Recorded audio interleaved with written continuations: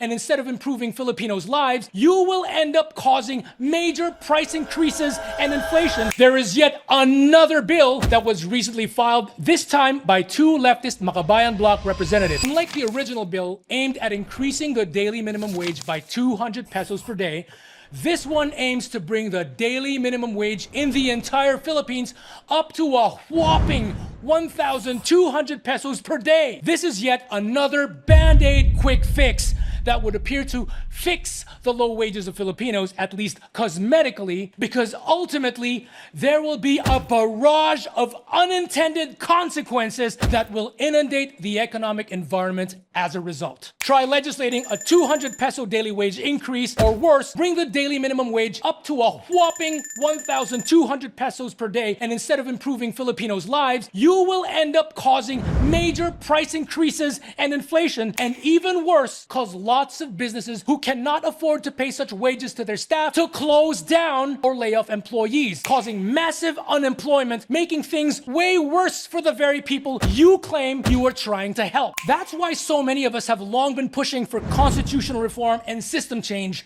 aimed at getting our society to shift over to a pro-business, foreign investment-friendly economic system devoid of anti-foreigner and anti-foreign investment economic restrictions in the Constitution, aimed at increasing the number of businesses setting up in the Philippines, thereby creating lots and lots of high-quality, high-paying, good jobs which can lift millions of Filipinos from poverty into the middle classes and upper classes. It is this solution that will solve the massive unemployment problem, and if we successfully bring in thousands of quality foreign companies and even lots of international financiers willing to help fund many promising local Pinoy tech startups, wages will naturally rise up as companies compete against each other to hire employees. Eventually, many new rich individuals and families will also emerge and create greater diversity among politicians as old dynasties are challenged by many competent newcomers. That's also why we're pushing for a gradualist evolving shift towards federalism aimed at developing the economies of the various regions and provinces all over the Philippines, so that Filipinos won't need to crowd into Metro Manila to seek out jobs and opportunities, and so that we can eventually decongest the national capital region